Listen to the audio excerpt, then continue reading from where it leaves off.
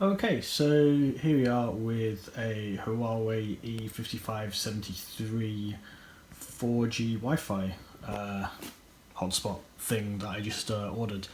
I've got it on a monthly broadband contract with 3. We've got this package here which contains our SIM card. I'm not going to flip it around because it will contain certain unique IDs. And we've got our box for the Huawei E5573. So I'm going to open the box and we will see what's inside. Okay, so I've got the tape on the thing, so let's start opening things and see what we can find inside. So we've got our quick start guide, safety information booklet,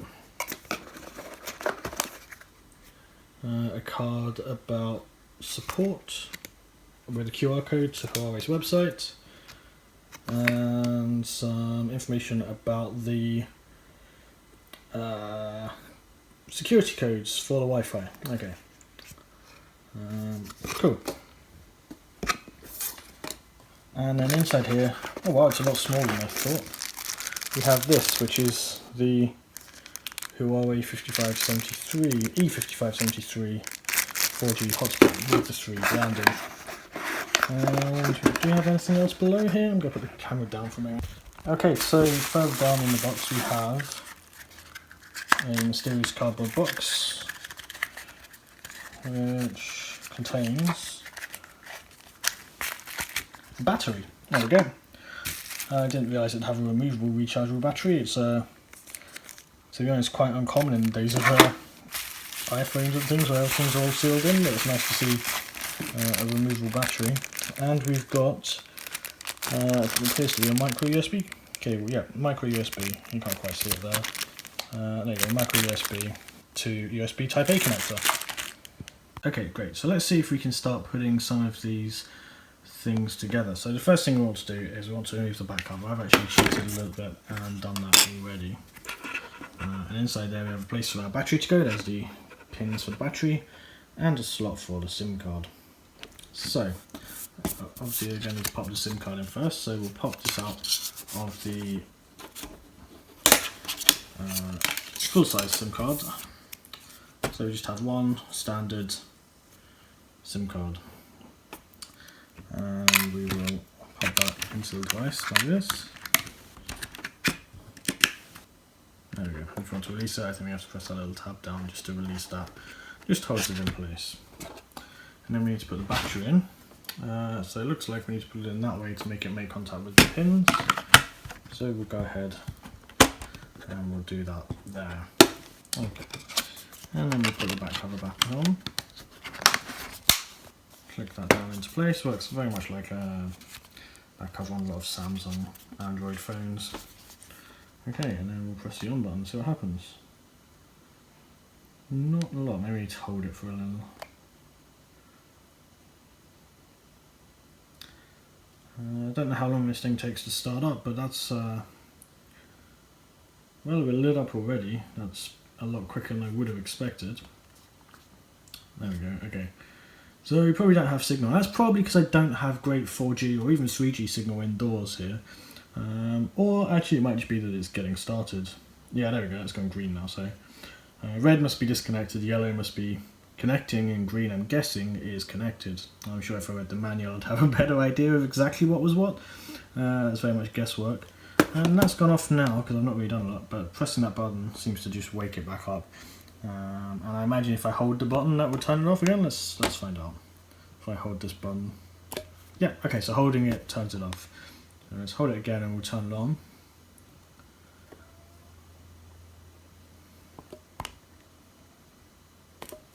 Okay, and we'll wait for it to go yellow and then to, red and then yellow and then to green. So I'm guessing while these are both green initially, it's just booting the device. It takes probably a minute or so just to get going. That's the red stage, and yellow.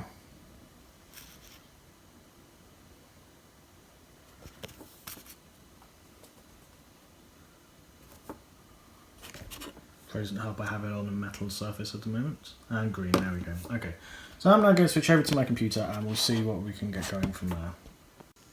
Okay, so it actually redirected us to this internal portal and says that we're disconnected. Now this is probably because I've not activated the SIM card, I'm guessing. If you see, we've got a 3G link there, Wi-Fi's on, battery is surprisingly full considering it's a new device and I've not actually bothered charging it. Okay, so let's log in here. I believe the default password is admin and we will change that later. But we should definitely change it because obviously it's very, very insecure as it is. Okay, so you've got your roaming settings there. We've got options for various internet profiles and network settings. Options for DHCP there. You can manage the PIN number. There is some firewall settings there.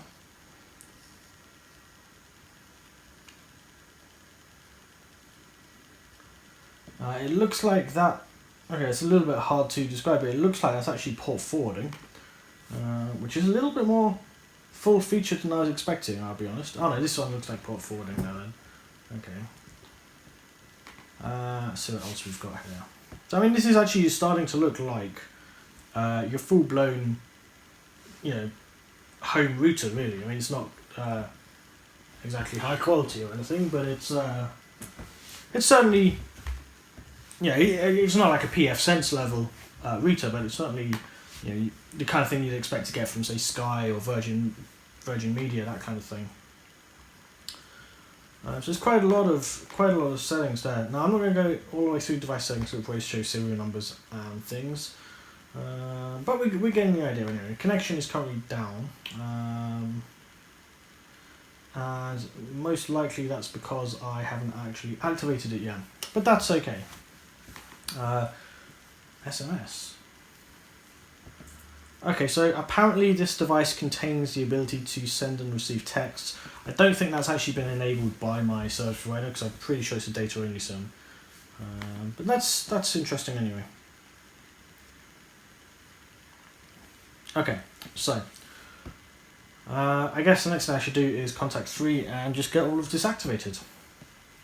Right, so after a quick phone call with 3, I got the SIM card activated, and it took about half hour, 45 minutes for that to activate, and now this is showing up as connected on 4G. Okay, so if I go and do a speed test now that we're connected, we'll see that we're on 3's network. We'll give it a few seconds to find a server. Now I'm indoors, I have pretty bad signal from where I am, with 2 bars of signal. But we're on 4G, so we'll see how well that works or doesn't work. Obviously, with it being a portable hotspot, I could pick this up and put it somewhere where I would get better signal, such as by the window. So we'll run a test like that in a moment. For the time being, it's just sat next to me on the sofa. But we will try putting it somewhere a little better in a moment. So, okay, that's not bad. We saw kind of an average of, I guess, 7 megabits per second there, really, but it had a bit of a peak at the end, which brought things online. Brought things up a bit, rather.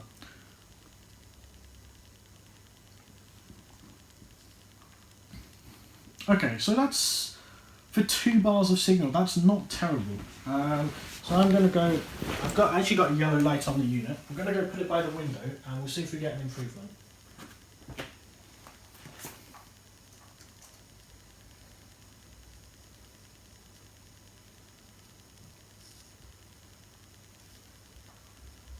Okay, well, we've now gone up to 3 bars, which is an amazing jump.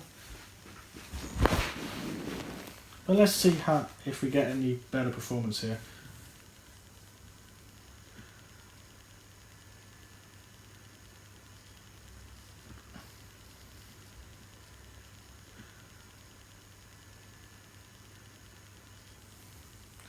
Okay, so we're getting slightly better performance. I mean, to be honest, we're probably seeing that a lot of that traffic is slow, probably due to network congestion, I would guess. I've not done a huge amount of tests on 3's network in this area to know for sure. But, you know, that's perfectly usable.